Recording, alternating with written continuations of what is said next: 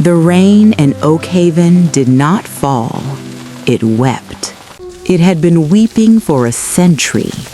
A persistent silvery drizzle that washed over the cobblestone streets, slicking the heavy velvet gowns of the noblewomen and the brass-buttoned waistcoats of the merchants. In this 1800s coastal town, the architecture was a labyrinth of Gothic spires and steam-powered street lamps that hissed as the magic-infused water touched their glass casings. But the strangest thing about Oakhaven was not the eternal rain. It was the house that moved. It was known as the Mirror Mansion. A sprawling, impossible structure of dark mahogany, stained glass, and shimmering silver mirrors. It sat atop 4 massive, bird-like mechanical legs. It did not stay in one place. One morning, it would be looming over the fish market. By evening, it would be perched silently on the cliffs overlooking the churning sea. Our story begins with Elara, a young girl with eyes the color of a stormy Atlantic, who worked as a seamstress for the town's elite. She spent her days stitching intricate lace onto silk bodices, her fingers scarred by needles and chilled by the damp air. Elara had a secret. She could hear the mirrors. When the mansion passed by her shop, the glass in her hand would hum a low, vibrating melody, a song of 1,000 voices trapped in a single breath. One evening, during the Great Winter Ball, a grand affair where the wealthy donned their finest lace ruffs and corseted gowns, the Mirror Mansion appeared right outside the ballroom windows. The nobility gasped, their champagne flutes trembling. Suddenly, the massive front doors of the mansion creaked open, exhaling a scent of old parchment and lavender. Driven by a force she didn't understand, Elara dropped her sewing kit and ran toward the house, her simple linen dress billowing behind her. As she crossed the threshold, inside, the mansion was a cathedral of reflections. Every wall, ceiling, and floor was made of polished silver and glass. Standing in the foyer were 50 men, all identical, wearing black tailcoats and white gloves. They were the Lookalikes, the mansion's silent servants. Their faces were porcelain smooth, devoid of emotion, their eyes vacant like unlit candles. From the top of a grand, winding staircase made of crystal, Lady Seraphina descended. She was the picture of 19th century elegance, draped in a gown of midnight blue silk that seemed to absorb the very light around it. Around her neck sat a choker of crushed diamonds, and her hair was pinned up with silver needles. She was breathtakingly beautiful, yet her skin possessed a faint, translucent quality. She simply watched Elara with a gaze that felt like a cold winter breeze. As they moved through the house, Elara saw the collections. Hundreds of mirrors lined the corridors, and inside each one, a person was frozen. A baker from 30 years ago, a child with a hoop and stick toy, a sailor in a heavy pea coat. They weren't dead, they were living portraits, their eyes occasionally blinking, their lips moving in silent screams. "They are safe here," Seraphina's voice finally drifted through the hall. "Outside, time rots the soul. Here, they are eternal." As days passed, Elara became a part of the mansion's strange rhythm. She watched the lookalikes polish the floors until they bled light. She saw how the mansion would breathe, its wooden beams groaning like a giant rib cage. She began to notice the cruelty of the magic. Whenever Seraphina grew weak, the mirrors would glow and the color would drain from the people, feeding the lady's vitality.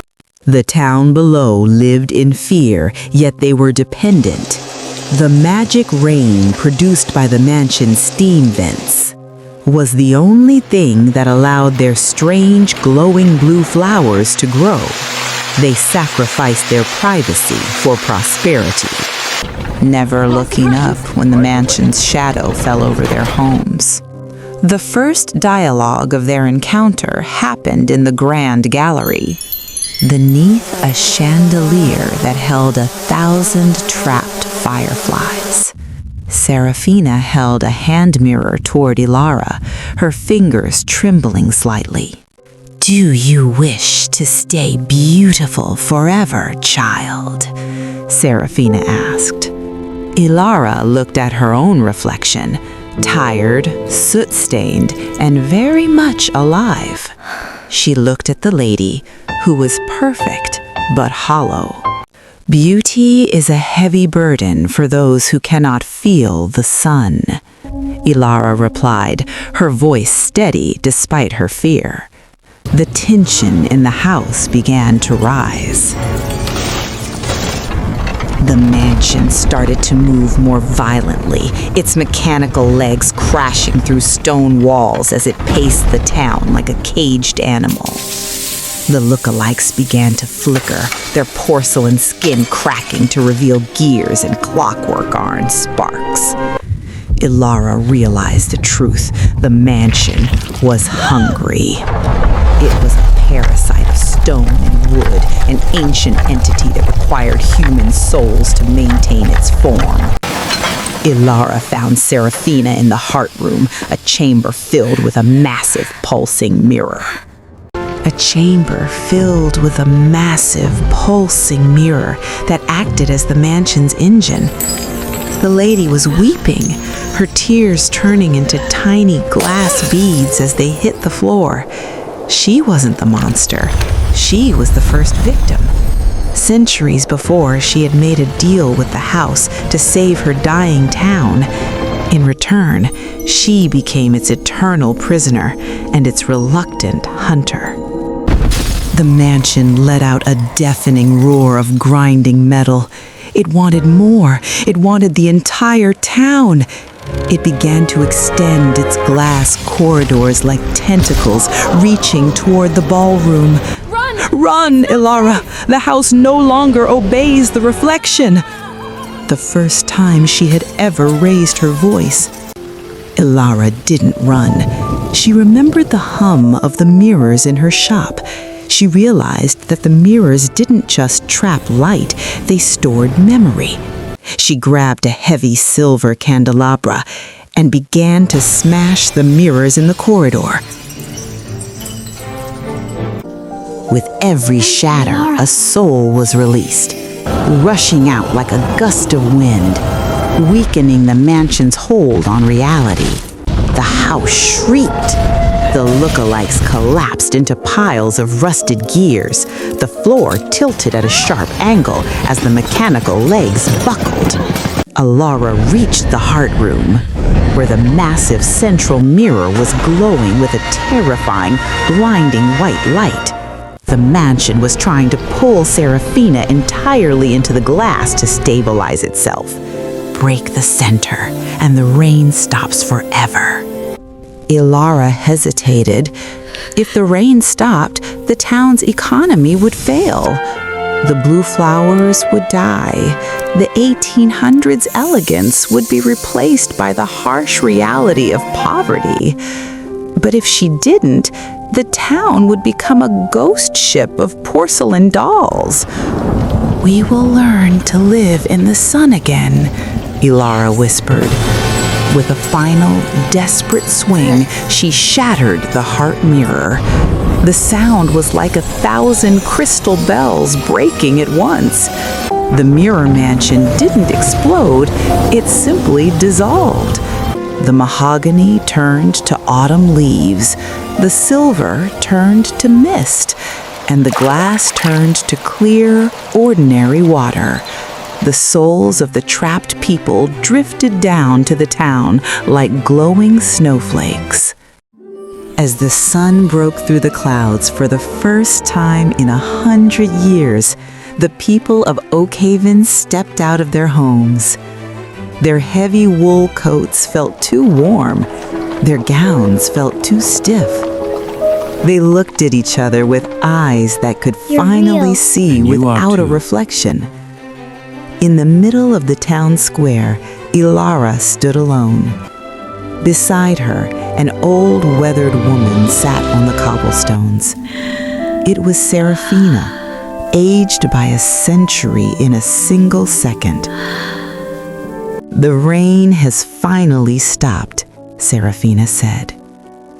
Elara knelt beside her and took her hand. The era of magic and mirrors was over. But the shadows were gone. They were finally the authors of their own stories. The town of Oakhaven began to change. The blue flowers died, but in their place, green grass and wild roses began to sprout. The people learned that while perfection is static and cold, life is messy, aging, and radiant. And Elara, no longer just a seamstress of lace, became the woman who sewed the pieces of a broken town back together, one heartbeat at a time.